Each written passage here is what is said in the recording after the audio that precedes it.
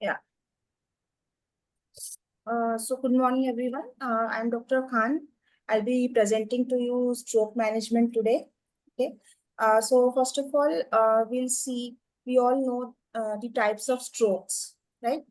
So majority of the strokes are ischemic and only about 15% of the strokes are hemorrhagic in origin. And uh, strokes may be due to different etiologies. Hemorrhagic stroke is mostly because of the bleeding inside parenchyma or in the subarachnoid space, and they together constitute around 15% of all the strokes. And 85% of 85% of strokes are ischemic strokes, which may be due to a wide variety of etiologies like atherosclerotic stroke because of the atherosclerosis, which forms around 20%. Then penetrating artery disease, which is generally uh, caused by rupture of the lacunar arteries. They form about 25% of the ischemic stroke. And cardioembolic strokes, uh, cardioembolic stroke, and cryptogenic strokes. And then there may be some unusual causes like thrombotic strokes or due to dissection of the vessels, like dissection of aorta, or maybe due to some arthritis like giant cell arthritis or other vascular arthritis. And in migraine also we do see strokes. Uh, it's for a very smaller percentage, but still migraine does has a propensity to land into stroke. Then we have this stroke due to drug abuse. That is 5% of the cases. Now this is how ischemic stroke presents. So what happens is that a clot blocks the blood flow to an area in the brain, and which leads to loss of blood supply to that part of the brain. Okay, and then the changes start appearing in that part of the brain. Whereas in the hemorrhagic stroke, bleeding occurs inside the brain, that is in the parenchyma of the brain, or it's around the brain tissues. So it may lead to increase in the pressure of the like intracranial pressure. And that's why we have the symptoms of hemorrhagic stroke.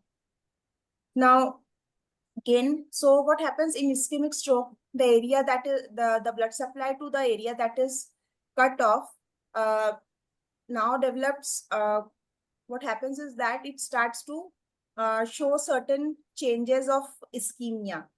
Okay, and in the hemorrhagic stroke, when the vessels are ruptured, the blood just spills out, and it um, raises the blood pressure inside the brain. So this is how the stroke looks like. Ischemic stroke and hemorrhagic stroke looks on a CT scan. We can see that there is much a larger area of loss of blood supply in the ischemic stroke, and we can see that it appears hypodense on CT scan, ischemic stroke, whereas the hemorrhagic stroke looks hyperdense on CT scan. Now, the symptoms of a stroke are mostly dependent on what portion of the brain is damaged. Like if the right part of the brain is damaged, then we see that left side of the body is paralyzed. And sorry, there are some special perceptual deficits on the opposite side. And sometimes the right part of the brain, like right side injury of the brain, may cause quick impulsive behavioral patterns. Okay, and there might also be memory deficits. Whereas if the left part of the brain is injured, then paralyzed, then there then the right side is affected, and there is paralysis of the right side. There appears to be language deficits, since Broca's area is there in the left part of the brain, and the behavior changes to very cautious pattern. And also there also maybe in this pattern also memory deficits are there. So now how to take care of stroke. This is known as stroke flow or acute care wave pathway. So it has 5 components. So first is TIA pathway, then stroke, like thrombolysis to emergency room to ICU pathway. Then there's a stroke care unit. And fourthly, there is a neurointervention in stroke pathway. And after that, we have this stroke surgery pathway. So for this transient ischemic attack in the acute care pathway, we diagnose it or we recognize it with the help of something called FAST. So this TIA is also known as mini stroke. And how do we recognize it is one, facial weakness.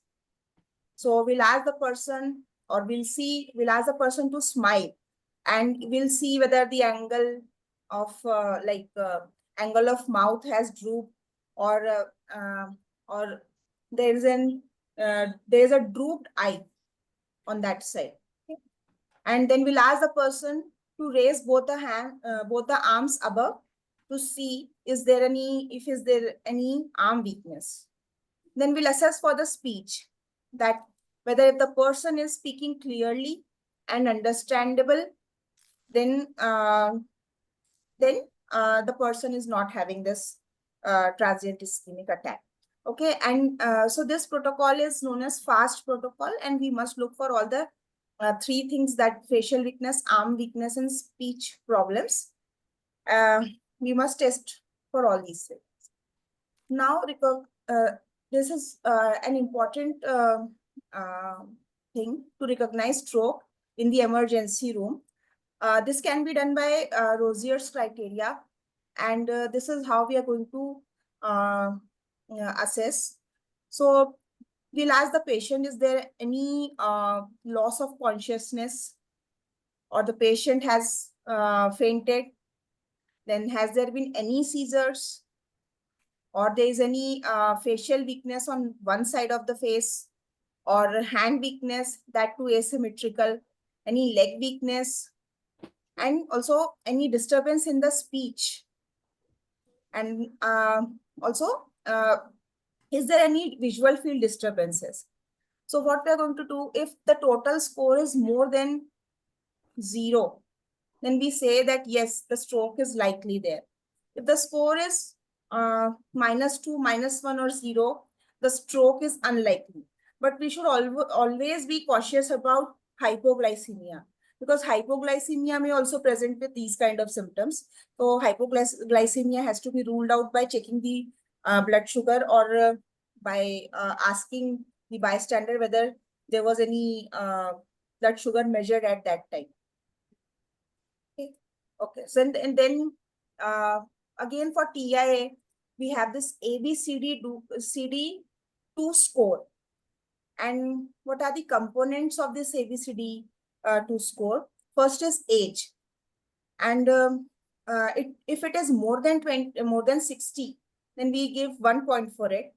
Blood pressure, if it's more than 140/80, and we give 1 point for it. If there is a neurological deficit, then it carries 2 points if the person is having hemiparesis, and 1 point for speech problems without weakness. Then duration. So duration, if it is more than 60 minutes, then we give 2 points. If the duration is between 10 to 60 minutes, we give 1 point for it. And very important, if the person is already diabetic, then we give 1 point for it. So maximum score which can be given is 7. And this one. So for TIA, people who have suspected TIA, who are at lower risk of stroke, should have a score of 3 or below. And we should start aspirin immediately for them. Then specialist assessment is needed within 1 week of onset of the symptoms, and we must carry out the investigations that are possible in this. Then we are going to measure for secondary prevention preventive measures, based on the individual risk, like BP control, diabetes control. Okay. And thereafter, people like who present late, or who are presenting after a week or so after their symptoms, and the symptoms have already resolved. So they must be treated as a lower case of lower risk case of stroke. Okay. And people who have had suspected TIA but who are at high risk of stroke are those who have have an ABCD2 score of more than 4, and they should be started on aspirin immediately and given daily. Then there must be a specialist assessment and investigations that must be carried out within 24 hours of onset of symptoms. There we, in the low risk group, we did this in a week's time, but here we need to make it really urgent. Then for secondary preventive measures, control of blood pressure, diabetes, and other risk factors for stroke, the person should be counseled and taken care of in form of treatment. So transient ischemic attacks with a score of more than 5 or greater, they must be admitted immediately. They must be investigated and treated within 24 hours. This is an algorithm. So for this, if we suspect a stroke in a patient, then we must first go for a face arm speech test, that is fast assessment. And if it is positive, then we should rapidly perform a tool like Rozier's scoring system. And if it is negative, then we should consider alternative diagnosis. But still, the stroke may remain a possibility. So if the fast is positive, then we'll do this NIHSS score. And for we must send the patient for immediate brain imaging, that is in the form of CT scan or MRI. But MRI is mostly considered here, and because we need to see if the patient is having an ischemic stroke, then we'll definitely go for thrombolysis, and the time is less than 3 hours, 3 to 4.5 hours, then we'll go for thrombolysis. That is with the help of tenecteplase. Okay? And then we'll, if the time is more than 3 hours, then we'll involve the interventional neurologist for thrombectomy. Okay. And if the time is more than 3 hours and there are no indications for thrombolysis, then we'll admit the patient to stroke unit for specialist care. And then ICU stroke pathway in form of neuroanesthesia and intensive care unit should be implemented. Then during this period, when the patient is admitted in the intensive care unit, the patient must receive neuroprotective agents, and we should see that there is no complication of thrombolysis, and there should be a neurosurgery referral meanwhile in this time. Yeah. And one of the most important factors for stroke is for ischemic stroke or hemorrhagic stroke is blood pressure, and we must manage it. So how do we manage blood pressure in case of a stroke? So acute reduction, fast reduction of blood pressure in acute stroke is controversial. So BP should be kept within normal limits, and low BP could precipitate perfusion failure. So we have to be really cautious, and we have to slowly decrease the blood pressure, that too, and we have to keep it in the higher normal limits. And when the treatment is indicated, what we have to do is that we have to lower the blood pressure approximately 15% during the first 24 hours after the stroke onset is suggested. So if the person is presenting to us with the stroke onset, say for 1 or 2 hours, the person is having symptoms, then we'll not immediately try to lower the blood pressure, but we'll just reduce it to like 15% of its total, and we'll keep it in the upper normal limits. And now, this is very important, a blood pressure more than 185, systolic blood pressure of 185 and diastolic blood pressure of 110 is an absolute contraindication for thrombolysis. Now, glycemic control. So, we know that hyperglycemia is something that causes brain injury by several mechanisms, because it enhances the anaerobic metabolism, which causes more of tissue acidosis. Then free radicals are generated, and because of this, there is an increased blood-brain barrier permeability. So there has to be an aggressive glycemic control with the help of insulin, potassium, and glucose infusion. Okay. Then patients with blood glucose levels more than 200, 6 units of insulin hourly can be given until blood sugar is less than 120. And after that, we need to titrate the doses. We need to switch the patient on subcutaneous insulin. Yeah. Then about anticoagulants. So anticoagulants are not of much help in acute stroke patient, and sometimes if there is a dense hemiplegia, then we may go for 5,000 units of heparin 12 hourly or 8 hourly in certain cases. And low dose, like for prevention of DVT in patients, because after stroke, the patient would be immobilized.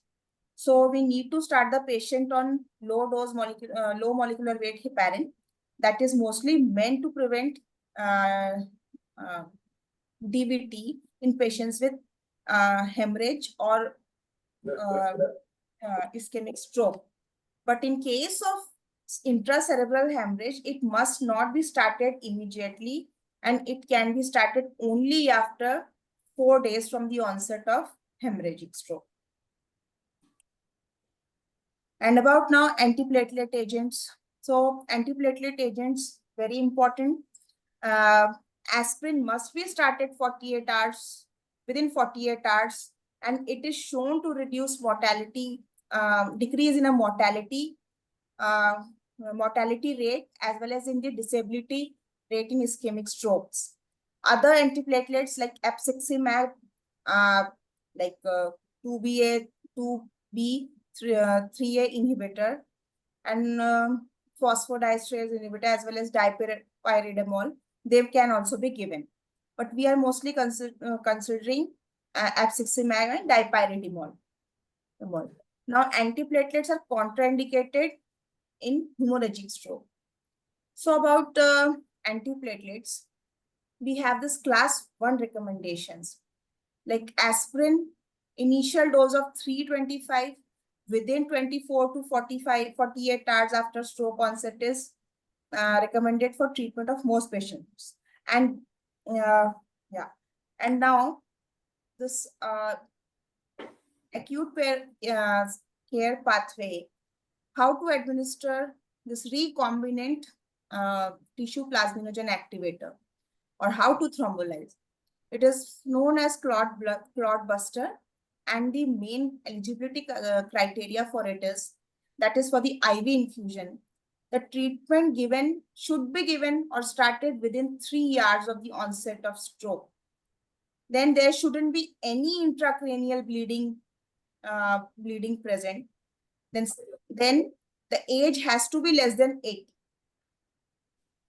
One must exclude major infraction Like if major infarction, it means that there is hypoattenuation, or there is less dense area, or there is a very big vasogenic edema that is due to involvement of a third of middle cerebral artery territory. Then BP should be less than 185 by over 110. And the patient shouldn't be on heparin or warfarin, platelets or coagulation, and coagulation should be normal. Platelets and coagulation has to be normal. Now, the treatment should be given by a trained physician or a specialist, and it requires close monitoring as well. For hemorrhagic stroke, we consider something that is stroke surgery. Or for lobar hemorrhage, if there is a lobar hemorrhage, then we go for, then according to this trial,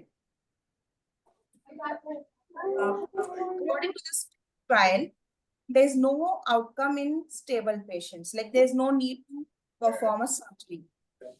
And like in this, a surgery outcome is better than conservative treatment in progressive neurological deterioration.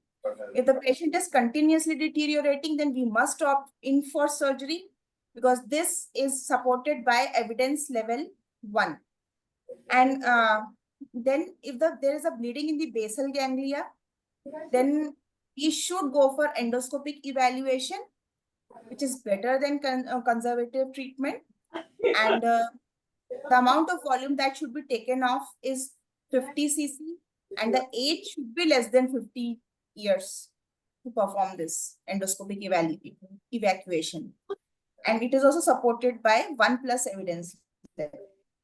So if there is a cerebellar hemorrhage, with there is an obstructive hydrocephalus along with it, the surgery is required. Like it is an emergency surgical procedure that will only be helpful. So now these are the level of evidence. Primary risk factors. Okay. So first is it is very important to see that hypertension is one of the most important ones, and one must, like it is prevention. As a part of prevention, the blood pressure must be maintained below 140/90, and there must be lifestyle changes so that the blood pressure should remain between below 130. And for blood diabetics, the blood pressure has to be below 130 for systolic, less than 80 for diastolic. You close the door. She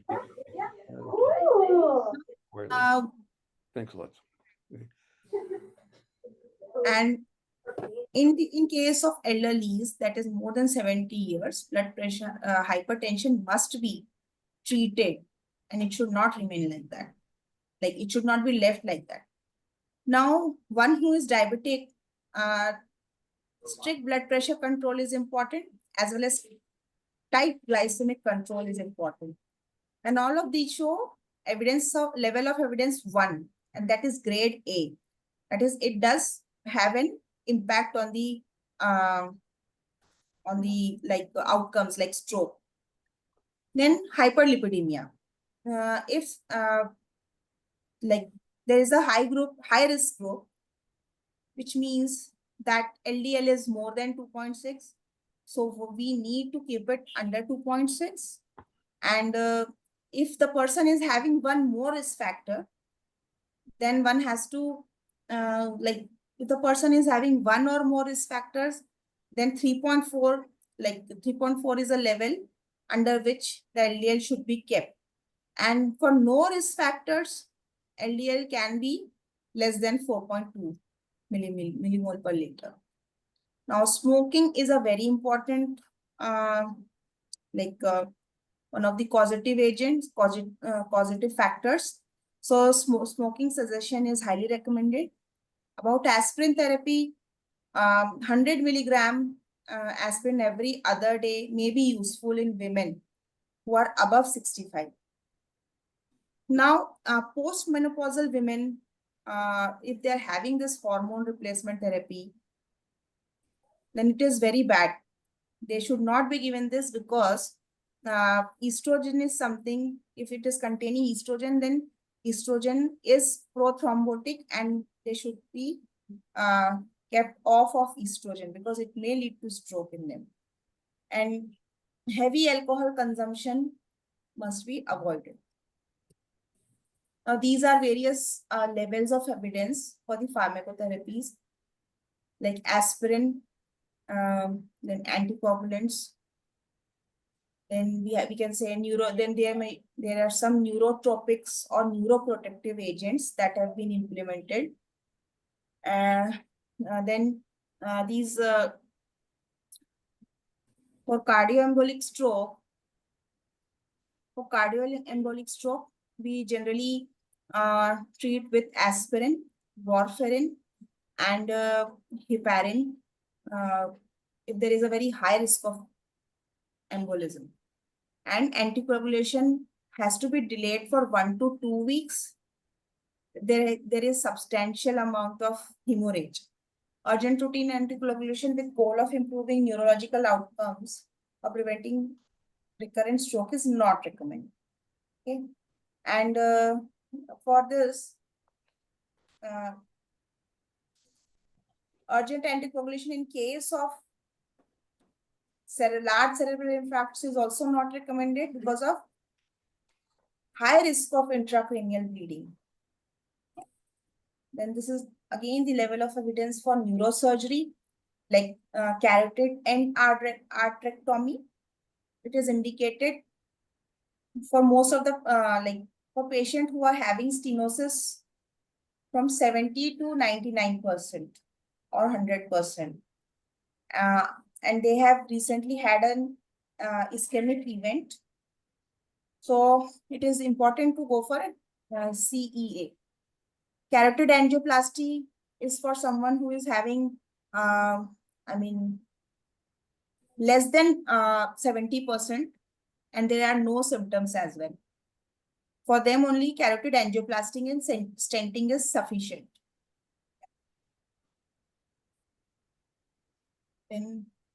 Then for in stroke, how we have to take, what is the protocol for acute care? How? So for pre-hospital care, like in the pre-hospital care, there should be an early detection and rapid dispatch of the patient. Then in the we have to identify the risk factors that have led to this. Now, in the stroke unit, it is a multidisciplinary team that is going to take care. And there's an evidence-based pathway, like we discussed, this Rosier and other fast assessment scale. So we have to follow that and treat stroke accordingly. And after that, for chronic care, we have to go to neuro-rehabilitation, which is going to include physical therapy, occupational therapy, to look for the surroundings of the patient. Whether the surroundings are patient friendly or not, because the patient may not be able to navigate properly in the surroundings. So a team goes there and looks out for all the factors that are going to be harmful for the patient. Then the SALT team, that is the speech and language therapy team. And after that, the psychological aspect of stroke, like we have to deal with the post-stroke depression and various psychological challenges that patient with a stroke faces. This is how it is done. That's all. Hold on. Yes. Thank you. Let's see.